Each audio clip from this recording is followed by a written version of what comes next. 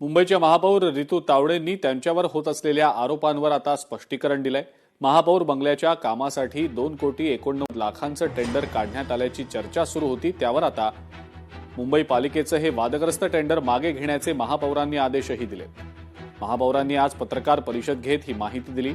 हे काम राणीच्या बागेचं होतं, पण महापौर बंगल्याचा चुकून यात उल्लेख झाला। या सगळ्यामुळे हे टेंडर मागे घेण्याचे आदेश दिलेत, असं महापौरांनी सांगितलं। हां, कारण की मी त्यांना फोन करून म्हटलं, तुम्ही ह्याच्यामध्ये मेयर बंगलो मेन्शन केल्यामुळे तुम्ही आता हे टेंडर मागे घ्या, कारण इथे महापौर आणि महापौरांच्या बंगल्याचा काहीही संबंध नसताना तुम्ही या ठिकाणी मेयर बंगलो टाकलंच का, इमिजिएट हे टेंडर मागे घ्या, असं मीच त्यांना ऑर्डर दिलेली आहे।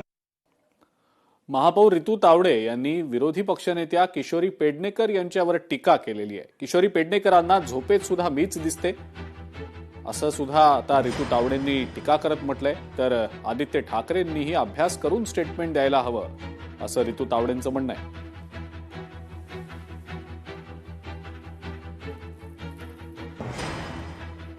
उभाटाच्या विरोधी पक्षनेत्या किशोरीताई पेडणेकर ह्यांना तर मला वाटतं सकाळी संध्याकाळी झोपेत सुद्धा वाटतं मेहरच दिसते, कारण त्यांचा मोह जो आहे ना तो अजूनही काय या ठिकाणी सावरलेला दिसत नाहीये। पण आश्चर्य या गोष्टीचं वाटतं की उभाटा पक्षाचे नेते आदित्य ठाकरे यांनी सुद्धा ट्विट केले।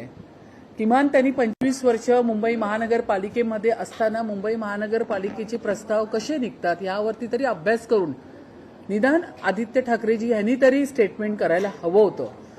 परंतु मला मुंबई महानगरपालिकेचं वादग्रस्त टेंडर प्रकरणात किशोरी पेडणेकरांनी आता रितू तावडेंवर टीका केलेली आहे। टेंडर मागे घेण्यावरून तुमची बालबुद्धी दिसते। टेंडर वाचलं तर त्यात हेरिटेज बंगलो असं लिहिलंय। अधिकारी इतक्या मोठ्या चुका कशा काय करू शकतात, असा सवाल विचारत जर हे महापौरांनी आदेश दिलेले नाहीत तर मग महापौरांना कोण अडचणीत आणतंय, असा सवाल किशोरी पेडणेकरांनी उपस्थित केलाय।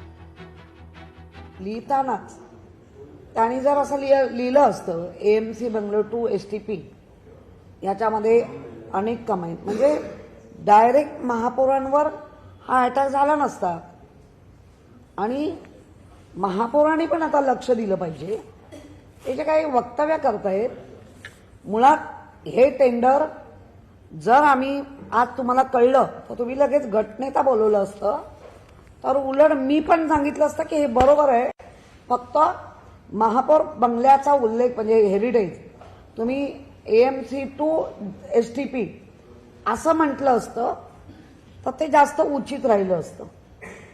मी टेंडर मागे घेते याचा अर्थ तुम्ही काहीतरी केलंय असं जे कोण दाखवू इच्छित आहे, हे अधिकाऱ्यांना अधिकार नाहीये। या अधिकाऱ्यांवरती महापौरांनी कारवाई काय करणार, कसं चुकलं? अख्खी ही बातमी नुसती मुंबईच्या महाराष्ट्रापुरती राहत नाही।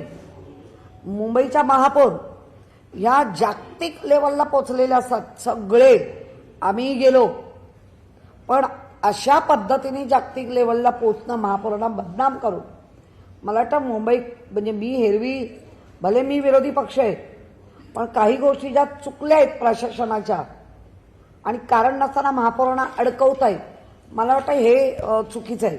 आदित्य ठाकरे बालबुद्धीचे आहेत वगैरे असंही बोलणं आणि मग टेंडर मागे घेणं, मग त्याच्यानं तुमची बालबुद्धी दिसते। मुळात मी महापौरांच्या स्वप्नात जाते किंवा महापौर माझ्या, हे विषयच नाही। आम्हाला कल्पना आहे